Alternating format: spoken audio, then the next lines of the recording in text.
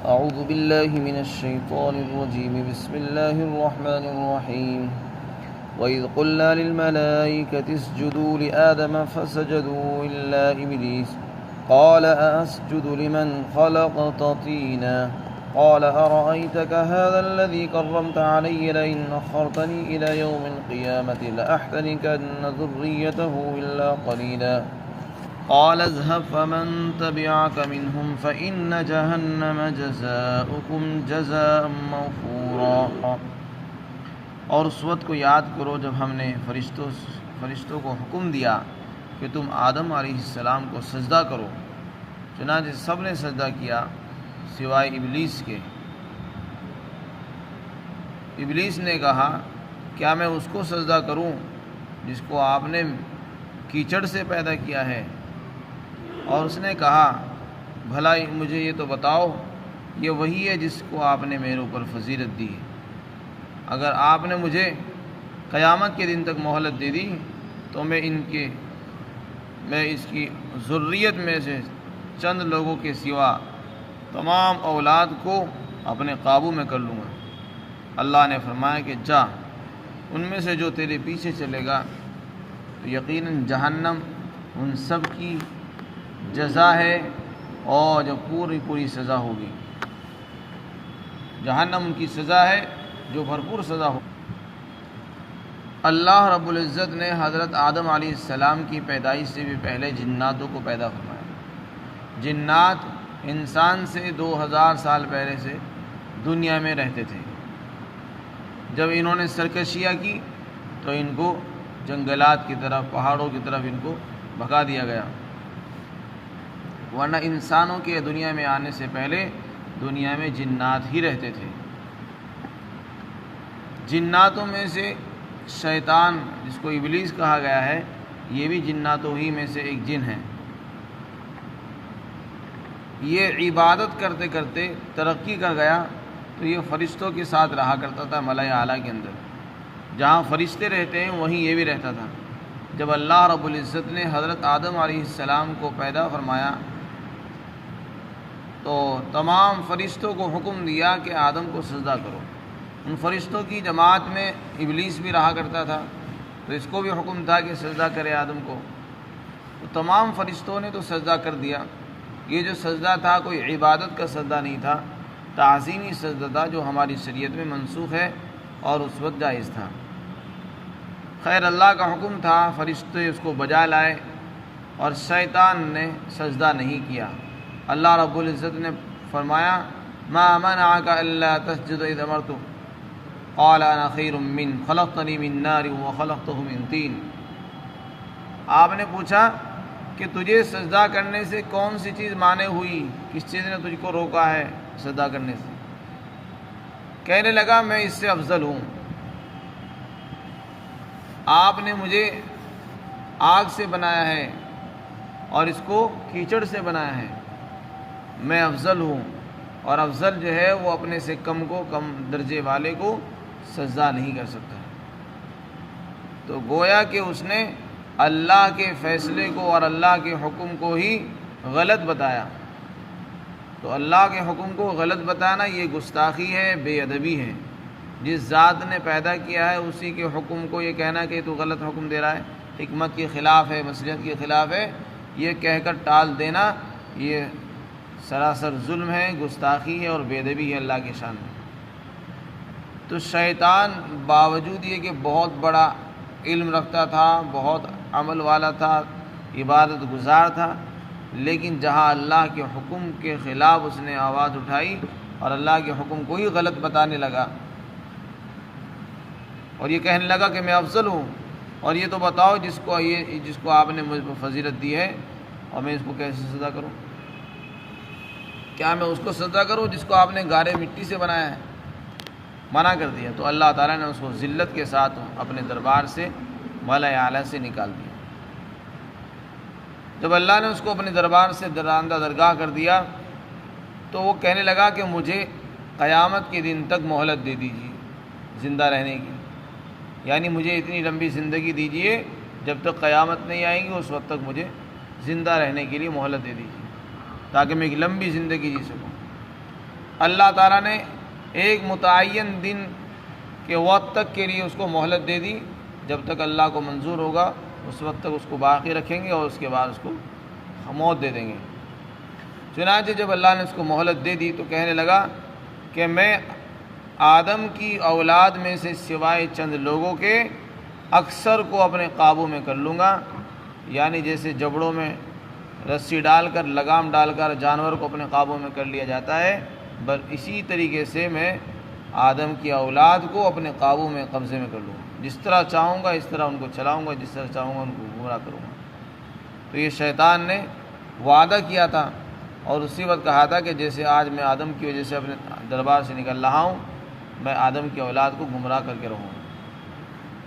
اللہ نے فرمایا کہ جا، جو بھی تیرے طریقے پر چلے گا، پیچھے چلے گا، تو ان سب کی سزا جہنم ہوگی اور یہ پوری سزا ملے گی، تو اس کو بھی جہنم ملے گی، اور جو بھی تیرے طریقے پر چلے گا ان سب کو جہنم ہی کے اندر داخل کیا جائے گا۔ دوسری جگہ پر اللہ تعالیٰ نے ارشاد فرمایا لَأَمْلَأَنَّ جَهَنَّمَ مِنْكَ وَمِمَّنْ تَبِعَكَ مِنْهُمْ أَجْمَعِينَ، میں تجھ سے اور جو بھی تیرا اتباع کریں گے، پیچھے چلیں گے، تیرے راستے پر چلیں گے، ان سب سے اپنی جہنم کو بھر دوں گا۔ لَأَمْلَأَنَّ جَهَنَّمَ مِنْكَ وَمِمَّنْ تَبِعَكَ مِنْهُمْ أَجْمَعِينَ، جو بھی شیطانی کام کر رہے ہیں اور کریں گے، ان سب سے میں جہنم کو بھروں گا، اللہ تعالیٰ نے فرما دیا۔ تو یہ شیطان کا یہاں پر واقعہ اللہ تعالیٰ نے ذکر فرمایا، اور اس کا ذکر سورہ بقرہ کے اندر بھی آیا ہے اور اس کے علاوہ یہاں بھی آیا اور دوسرے مقامات پر بھی اللہ تعالیٰ نے اس کا ذکر فرمایا۔ خلاصہ اس کا یہ ہے کہ اللہ کے حکم کو غلط بتانا یہ بے ادبی ہے، گستاخی ہے اللہ کی شان میں۔ تو انسان اگر اللہ کی عبادت بھی کرتا رہے اور گستاخی کرے تو وہ عبادت بیکار ہو جاتی ہے۔ شیطان نے اللہ کی عبادت کی، علم بھی تھا، تقویٰ بھی تھا، سب کچھ تھا، لیکن اللہ کی شان میں گستاخی جو کی ہے اس کی وجہ سے ساری نیکیاں برباد ہو گئی اور گناہ لازم ہو گئے اور ہمیشہ کے لیے راندہ درگاہ ہو گیا اور ملعون قرار پایا، اور پھر اسی کام کے اندر لگ گیا کہ قیامت تک کے لیے انسانوں سے اس نے دشمنی لے لی اور قیامت تک ان کو گمراہ کرتا رہے گا۔ چنانچہ قرآن کریم میں جگہ جگہ اس کا ذکر ہے۔ اس نے کہا کہ میں ان کے آگے سے، ان کو پیچھے سے حملہ کروں گا اور ان کو ہر طرح سے گمراہ کروں گا۔ اللہ نے فرما دیا کہ جو میرے نیک بندے ہوں گے ان پر تیرا قابو نہیں چل سکے گا۔ ان عبادی لیس لک علیہم سلطان، میرے جو نیک بندے ہوں گے، خاص بندے ہوں گے، ان پر تیرا قابو نہیں چلے گا، انبیاء کرام پر نہیں چلے گا، اولیاء اللہ پر نہیں چلے گا، علماء پر تیرا قابو نہیں چلے گا، اور جو تیرے اتباع کریں گے ان پر تیرا قابو چلے گا۔ پھر اللہ رب العزت نے آگے اس کو حکم دیا کہ تیرا بس جن پر بھی چل سکے ان سب کو تو اپنی آوازوں سے بہکا لے، اور ان پر تو جس طریقے سے بھی ان کو گمراہ کرنا چاہ کر لے، میں سب سے جہنم کو بھر دوں گا۔ چنانچہ شیطان کے طریقے جو ہیں وہ تمام طریقے ہیں جو اللہ کی ناراضگی کے طریقے ہیں۔ اللہ کے حکموں کے خلاف جو بھی چل رہا ہے وہ سب شیطانی اعمال ہیں، شیطانی طریقے ہیں۔ اللہ کے حکم سے ہٹ کر نبی کی سنتوں اور طریقے کو چھوڑ کر جو طریقے اختیار کیے جاتے ہیں وہ سب شیطانی ہیں، بدعات ہیں، خرافات ہیں، اور شیطان کو خوش کرنے والے ہیں اور انسان کو جہنم میں لے جانے والے ہیں۔ کل بدعۃ ضلالہ وکل ضلالۃ فی النار، ہر بدعت گمراہی ہے اور ہر گمراہی انسان کو جہنم میں پہنچانے والی ہے۔ اور قرآن کریم میں اللہ نے فرما دیا کہ شیطان تمہارا کھلا دشمن ہے، ان الشیطان للانسان عدو مبین، تمہارا شیطان تمہارا کھلا ہوا دشمن ہے، لہذا اس سے بچو۔ فرمایا ان الشیطان ینزغ بینہم، شیطان لوگوں کے درمیان فساد ڈالتا ہے، کبھی لڑائیاں کراتا ہے، شراب پلا کر، جوئیں کھلوا کر اور حرام کاریاں کرا کر پھر آپس میں پھوٹ ڈلوا دیتا ہے، گناہ بھی کرائے گا اور پھر آپس میں جھگڑے بھی کرائے گا، اور پھر وہ دیکھ کر تماشا بھی دیکھتا ہے، لوگوں کو گناہ پر آمادہ کرے گا، گناہ پر آمادہ کرنے کے بعد پھر آپس میں لڑائی جھگڑے بھی کرا دیتا ہے، جس سے آپس میں پھوٹ پڑ جائے، اختلافات بھی ہوں، دین سے دور ہوتے چلے جائیں اور شیطان کی جو ہے خوشی ہو جائے۔